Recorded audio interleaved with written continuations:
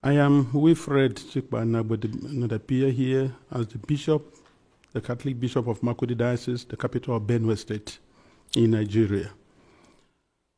I am the shepherd of one of the 4 dioceses, Catholic dioceses in Benue. We have others, Anglican, Methodist, and Pentecostals, which certainly Benue State has a population of about 6.1 million people, 2 million of whom are those under my care as the Bishop of the diocese.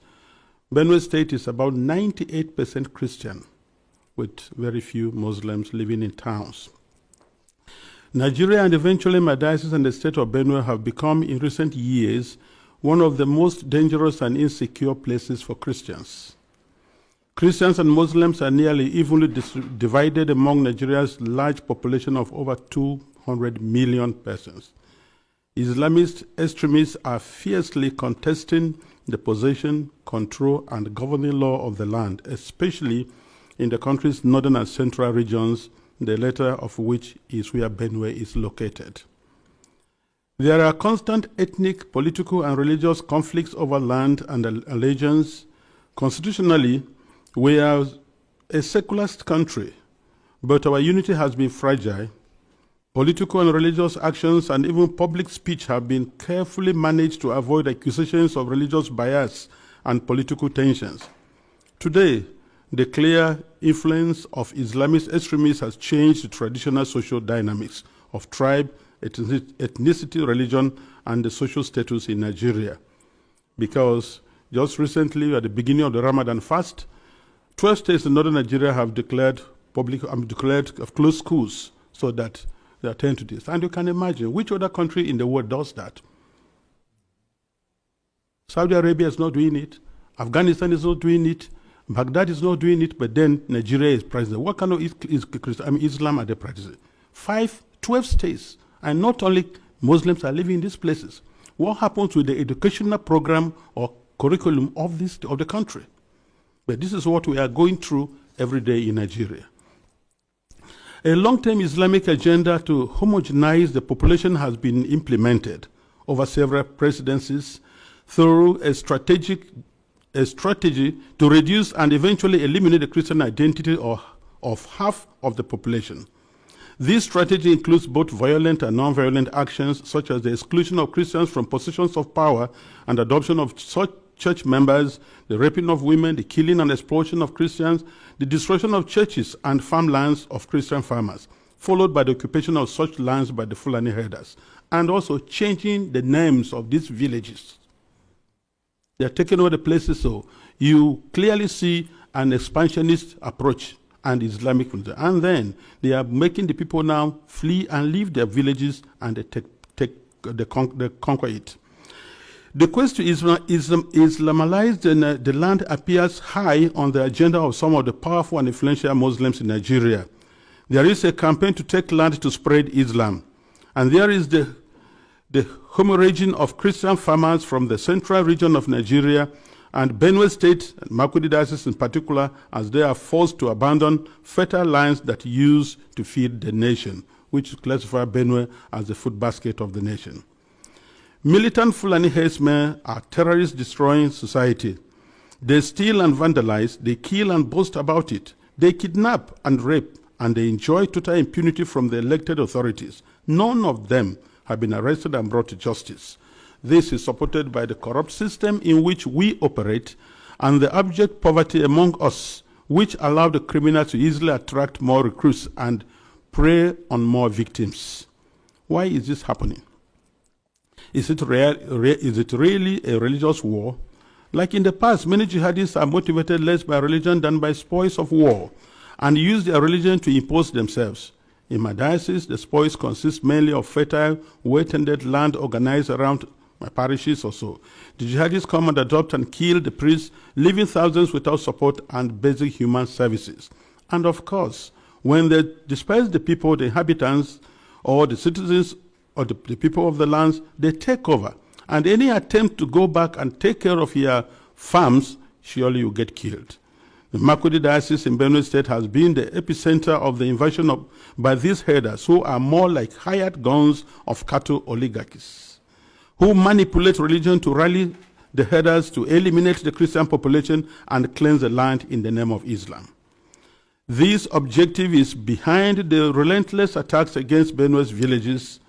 When we call for help to the police and the army, they do not come. At the end of 2024, several villages were warned by the attackers of the upcoming violence, and the leaders called the police for defense ahead of time, but they did not come, and the Christian massacres, almost customary, took place, killing hundreds in Plateau and Benue, with the worst massacre claiming 47 people.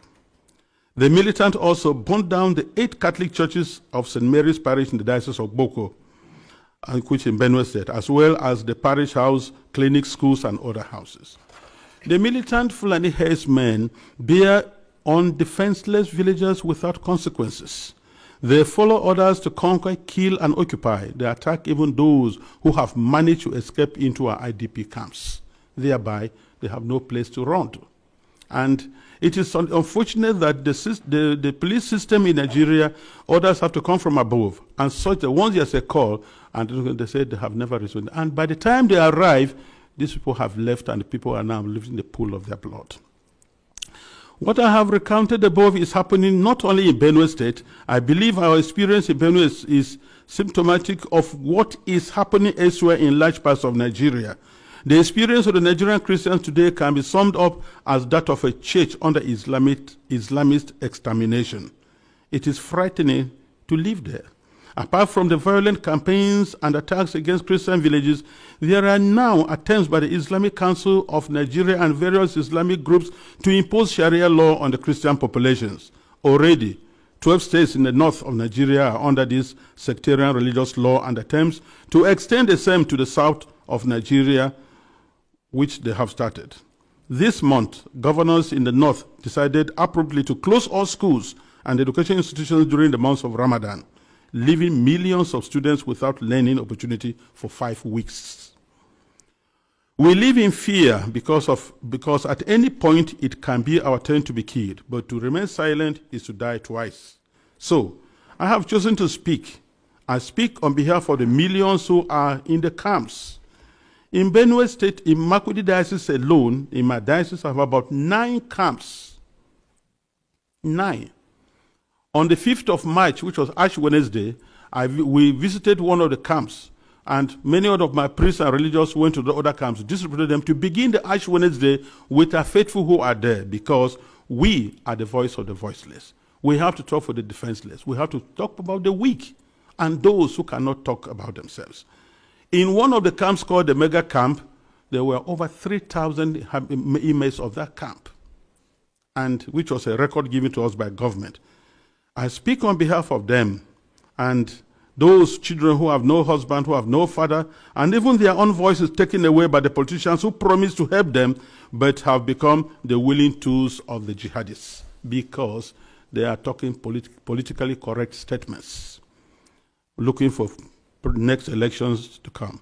I speak on behalf of those whose loved ones have been killed, but no one has even offered a word of consolation to them. I speak on behalf of the thousands of young girls who have been adopted and raped because no one, not even the media, mentions them anymore. Foremost, I speak on behalf of my flock who are unable to worship freely and unable to return to their ancestral farms and homes because that land has been ruthlessly taken from them by the armed herdsmen. And where they say they want to live in peace with the natives, if you must farm, you have to pay tax to hire the land which belongs to you. That is slavery, to say the least about it. As prosperous Nigeria is in the African continent, and I tell you, if there's outbreak of war in Nigeria, no country around us, Chad, Niger, Ghana, Guinea, Togo, no country can contain the population that will flee to these places. No country can be able to house over 5 million refugees. It's not possible because of that. And if 1 million refugees run to Chad and Niger, they'll collapse that country because there'll be no plan to take care of them. So we have to be very careful. Today, I urge you all to use every means within your mandate to start developing a strong and good relationship with Nigeria, where you know that when you speak of human dignity, You are also speaking of the same God-given right you believe is unalienable. Consider that Nigeria can be your ally, but it cannot be one where half the population is in the process of being murderously eliminated. Work with us, the churches, and other Nigerians of goodwill. We are working for a peaceful and prosperous society, and our desperate plight has been set aside U.S. policy for too long, to the cost of thousands of lives.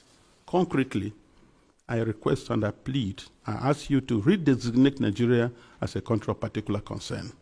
This has both a practical and diplomatic meaning to signal that you are paying attention to what happens to us and elsewhere in the world. Because the policies the government is trying to put in place, so that to return the IDPs, build camps for them, relocate them from their homes, it is not durable and it will not work, because the government has already the population that is not able to take care of. And then you have over millions of people in the camps, and you want to relocate them to where? And if you do, let's take that you do. How many houses or rooms will you give me who has 5 children, another one has 3, another one has 2, and what will I be doing for a living? These people previously never begged anybody for food. They were managing their lives, training their children, and building their homes. So nobody should have deceived us on the guys that you're going to resettle the IDPs. They have no jobs. So where you set them, what will be their place? And by the way, the fundamental question remains, if you resettle them to other camps or build places for them, what happens with the ancestral lands?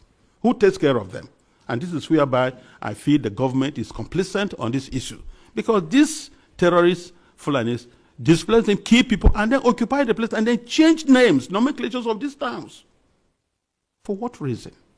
So we want to let the people go back to their homes and help for them to rebuild their lives. I implore this august body to insist on the return and rehabilitation of all the IDPs to their ancestral lands, and not to relocate them to other constructed camps elsewhere, which is an invented solution now being pushed in the Benue State government. And I tell you, Nigeria government can do that once they have to be accountable.